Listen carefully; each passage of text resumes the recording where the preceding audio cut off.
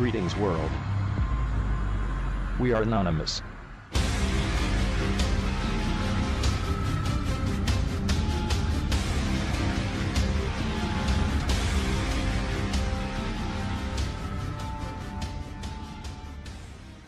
The Syrian deconfliction talks currently ongoing between the Ministry of Defense, MOD, and the U.S. Department of Defense, DoD, reveals an astonishing exchange between the chairman of the U.S. Joint Chiefs of Staff General Joseph Dunford and Defense Minister Sergei Shoigu, wherein it was revealed that President Donald Trump has been employing the tactics of the ancient Chinese military strategist Sun Tzu against the American mainstream propaganda media in order to destroy them, and all of whom have now unwittingly plunged into what is being described by some members of the SC as the Trump trap. In knowing that he could very likely win the 2016 U.S. presidential election against his deeply flawed opponent Hillary Clinton, but also knowing it would ignite a deep state backlash against him, then billionaire businessman Trump, on the 17th of August, appointed as the chief executive of his presidential campaign a former U.S. Navy officer named Steve Bannon, whose meteoric rise through the business and banking worlds is credited by his near single-minded devotion to Sun Tzu's 5th-century military treatise Art of War, whose governing precept is, "All warfare is based on deception." Once taking control of Trump's presidential campaign, Bannon became aware that the Obama regime was spying on Trump and his associates while at the same time leaking this secret information to the U.S. mainstream propaganda media, with his, Bannon's, greatest fears being that Trump's extensive ties with China was the greatest danger to derailing his campaign. Using the art of war precept, even though you are competent, appear incompetent; though effective, appear ineffective.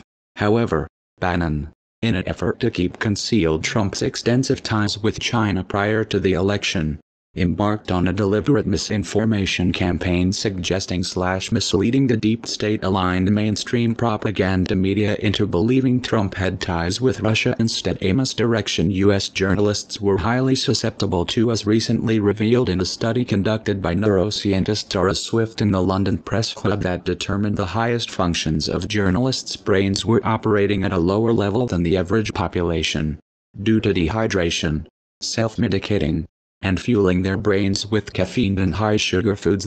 In Bannon, knowing that any investigation into Trump's ties with Russia would show nothing because they have never existed, he and his White House associates have, nevertheless, continued a steady stream of suggestive leaks to the U.S. mainstream propaganda media, fueling the fake news Russian hysteria meme that only abated yesterday when Bannon and his closest aides left Washington, D.C. with President Trump on an international travel trip. So masterful, in fact, has Bannon's Russian hysteria meme been in misdirecting the mind-addled, unable to think clearly, confused, U.S. mainstream propaganda media. This past week he was even able to get them to praise the appointment of former FBI Director Robert Mueller to investigate Trump's supposed Russian ties that was accomplished with help from China and Mueller's global law firm Wilmer Hale, who also represent Trump's daughter Ivanka, her husband Jared Kushner, and Trump's former campaign manager Paul Manafort. The only crack/fissure to appear so far in Bannon's Russian hysteria meme occurred this past week when one of the U.S. mainstream propaganda media's most respected leftist journalists named Matt Taibbi noticed the complete lack of any evidence supporting any Trump ties with Russia, and who wrote, "Liberal thinkers have traditionally abhorred secret courts, secret surveillance and secret evidence, and in the past would have reflexively discouraged the news media from printing the unverified or unverifiable charges emanating from such secret sources. But because it's Donald Trump, no one seems to care. What's at the heart of this case? Why can't we be told what's going on?" Echoing Matt Taibbi's growing concerns of any evidence to support the Trump-Russia meme, is the highly respected former CIA and U.S. military intelligence officer Philip Giraldi, who wrote that the investigation into Russia and the Trumpsters has been a high priority at FBI and also in Congress for nearly a year, yet so far no one has produced evidence that anyone broke any law or even that someone did something wrong, and who further questioned why Obama's former CIA Director John Brennan has not been questioned by anyone, with Giraldi stating, while former FBI Director James Comey, current NSA Director Mike Rogers, and former Justice Department senior official Sally Yates have all appeared once.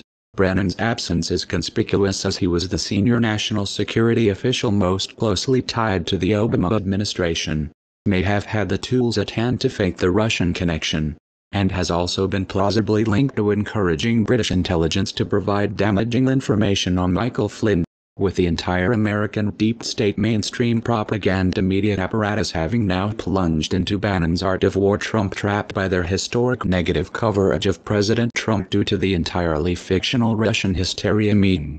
A just-released Harvard University study is now showing, too, that the anti-Trump coverage of these media charlatans now exceeds over 85%. With CNN and NBC astoundingly airing on an hourly basis 93% negative coverage of America's new leader.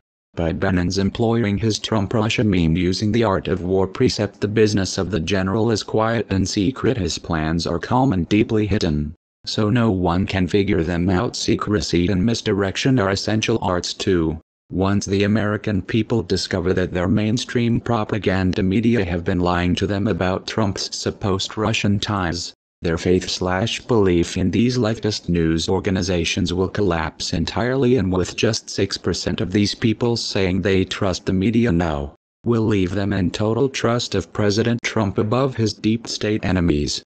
Also astounding to notice about Bannon's art of war strategy to protect President Trump is that not only is this ancient military strategy about to destroy the leftist U.S. mainstream propaganda media, it's now the main operational tactic of Trump's foreign policy, and as, perhaps, best articulated by the noted American scholar Dr. Patrick Basham, who wrote, Trump's foreign policy twists and turns actually channel Sun Tzu's The Art of War. This Chinese classic, studied since ancient times, is the world's seminal guide to political and military strategy.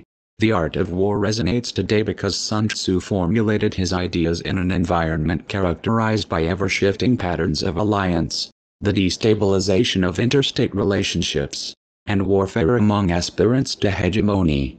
And in following Bannon's art of war strategy in his foreign policy too, President Trump is even today in Saudi Arabia to conclude what will be the largest arms deal in American history, valued at over $350 billion during the next 10 years that, if successful, will remake the entire Middle East, but if fails could actually ignite World War III.